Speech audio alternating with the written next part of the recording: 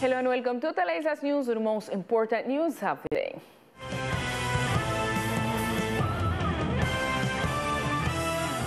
The forecast for this year's hurricane season was informed through a statement issued by the IDEAM. Also through a press conference, the director of the institute stated that the season is expected to be above the normal average, although not as intense as last year. Under normal conditions, an average of 12 tropical storms, 6 hurricanes, and 3 major hurricanes category 3-5 are formed in the Atlantic Ocean, Caribbean Sea, and Gulf of Mexico area. Historically, every year between mid-August and mid-October, the possibility of tropical cyclone formation increase. This year, there is a 60% probability that the season will be above normal, 30% that it will be close to normal, and 10% that it will be below normal.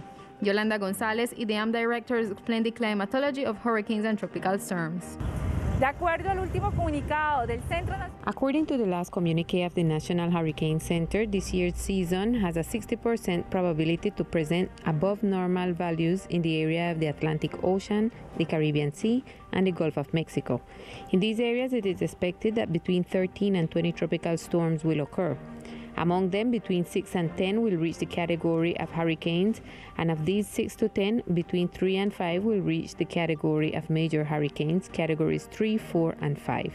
It is recommended to the community in general of the zones mentioned to be prepared to be attentive to the communiques and reports issued by the Institute, to develop actions to properly secure the roofs of the houses, to review the trees that represent a threat due to their weak condition and that could fall on the electric power grids or houses. Likewise, operators of shallow draft boats, tourists, and fishermen are advised to closely follow the daily evolution of weather and marine conditions to heed the recommendations issued by the port authorities.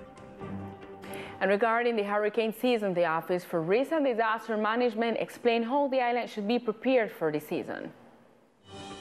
Taking into account that the tropical cyclone season in the Caribbean and Atlantic Oceans begins on June 1st and could extend until November 30, it is important to know the opinion of the Unit for Risk and Disasters Management. The official explained that it would be good for the community to unite in order to have a contingency plan. To have a family or community emergency plan where evacuation routes are identified, meeting points, nearby shelters, and to always have an emergency telephone number available to receive messages from emergency agencies or family members, as the case may be. People should also have a first aid and emergency kit containing batteries, flashlights, whistle, as well as their identity documents, in case they have to evacuate their homes, and always help their neighbors to make the necessary preparation before the emergency. The Risk Management Unit will be disseminating this information to be taken into account before the hurricane season through the social networks. And in order to avoid emergencies during the approaching hurricane season, the fire department provided a series of recommendations to the public. In view of the possible events associated with the hurricane season that begins in the month of June in the country, which brings with a heavy rainfall that causes floodings in lower areas of the island, falling trees in urban areas, as well as clogging of sewage network due to debris, the fire department calls on the population to take all precautions to avoid emergencies during the second half of the year. The experts on hurricanes tell us that this year going to be a year with much more movement. It's going to be a year that we will have more events than last year, so we have to prepare. How are we going to prepare? We know that with ETA and IOTA, what didn't function on our houses, like tap, windows, trees them around, so we're going to check on that. The chief of the departmental fire department indicated that in order to avoid flooding in the lower areas of the department, they should start cleaning the sewage network and avoid throwing large debris into them. And especially like San Andres in the town that we did have a lot of flood. All these systems supposed to clean. Your house top supposed to be ready. Your gutters that pick up water supposed to be ready for big rains. People supposed to start to wash out them cisterns and those things that recollect rainwater will be clean water. And all these leaders in town supposed to start work on avoiding floods. They're supposed to clean the streets, clean the system that they have, and got their water pumps ready to keep going. According to data from the IDEAM, this hurricane season in the country is expected to be above average, so the entity will carry out permanent monitoring, especially to the east of the peninsula of La Guajira, the Caribbean Sea, and towards the archipelago of San Andres, Providence, and Queclina. And in other news, 4,147 beneficiaries of San Andres, Providence, and Santa Catalina will receive tax refund and income payments. This comes as great news in the midst of the economic impact generated by the pandemic. As of this Saturday, May 22nd, the tax transfer corresponding to the second payment cycle of the year will be available. In addition, the economic incentive number 14 of the Solidarity Income will be paid from May 24th in a staged manner to the authorized bank beneficiaries. As of tomorrow, we start with the unconditional cash transfer payments for the VAT refund and Solidarity Income programs. Tomorrow we begin, to be exact, with the one-way refund payments for 398 families. And starting on Monday, we start with the Solidarity Income for users that do not have a bank account. They will be able to receive these payments at different superheroes, and people who have a bank account can receive these payments in their savings account or their mobile application, and our beneficiaries already know where they can withdraw these incentives. The holders of the beneficiary household can collect their payments until June 10. And COVID-19 cases continue to increase in the islands. Today, authorities reported a rise in the number of infections. Today, the National Institute of Health reported 17 new cases of COVID-19 in the archipelago, for a total of 241 active cases in San Andres and 6 cases in Providence. The sector with the highest number of infections, according to data from the departmental government as of May 19, are 20 de Julio Avenue with 20 cases, Sierra B and San Luis with 15, and the town area with 14 active cases. For today, there are no figures of death due to coronavirus, and currently the intensive care units remain at 65% occupancy. On the other hand, vaccination against COVID-19 in the islands report 13,100 people inoculated against the virus in the territory. This day is one of the most important celebrations for the Black population in Colombia. It is the Afro-Colombian Day. Afro-Colombian Day was instituted by Law 725 of 2001, whose purpose was to commemorate the 150th anniversary of the abolition of slavery in the country. The date goes with the date of the decree law that granted the freedom more than a century ago, on May 21, but in 1851. This day is an opportunity for everyone to know the history of the Black population in Colombia, their struggles, their contributions to the national development, and their leaders. Es una fecha donde se abolió la esclavización en Colombia. It is a date in which enslavement was abolished in Colombia. Why we say enslavement? Because it was subjugation and kidnapping.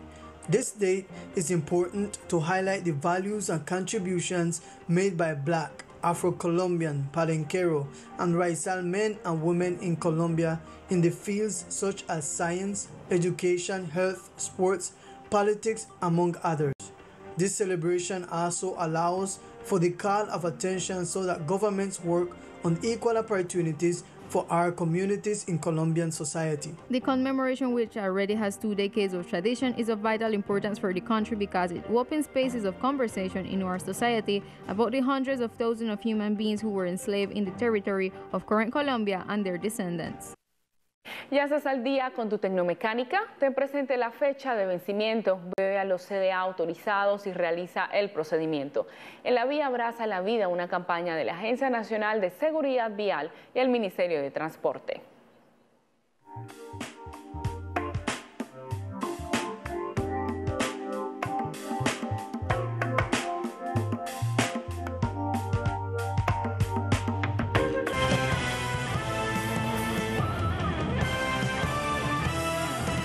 And a citizen of Providence complains about the situation that many Providence residents are going through. The cancer survivor says that no changes are being seen and that in her case in particular, despite having a roof over her head, she is still outdoors 6 months after the hurricane.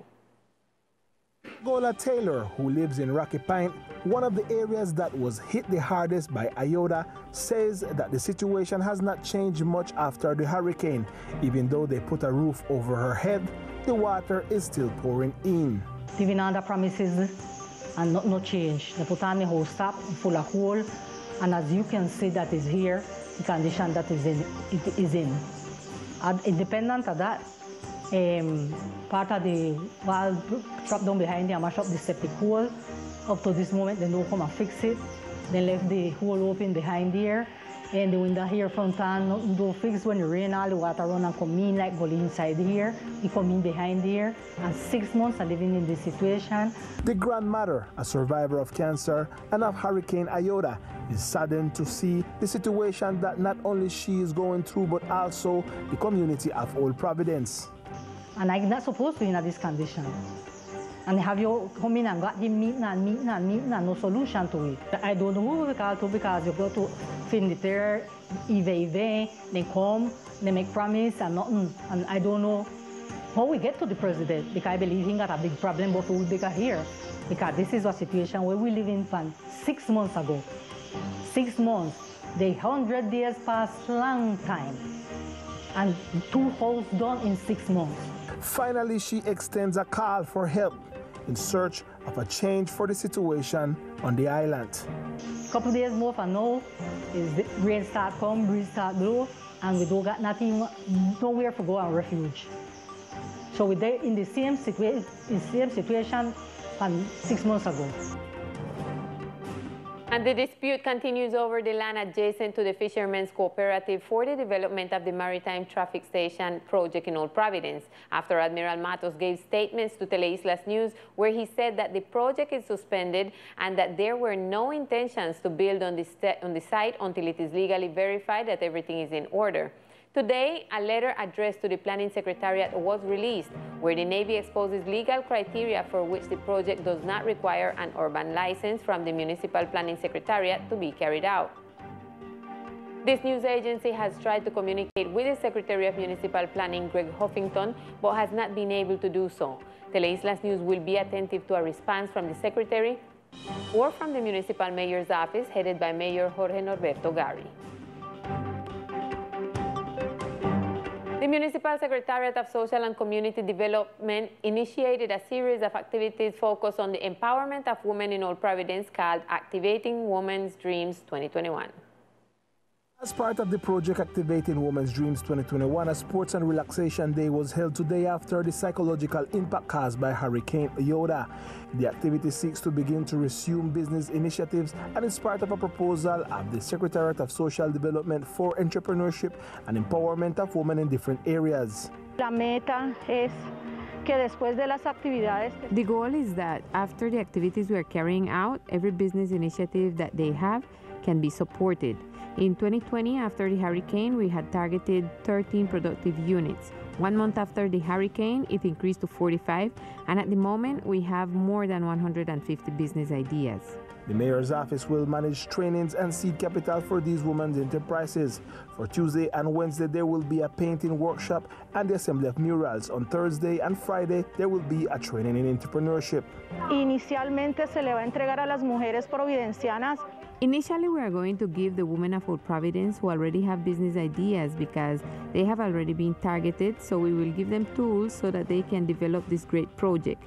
And in this way, the woman will be economically independent. She will feel that she is productive. Activating Women's Dream seeks the union of women from the empowerment of femininity.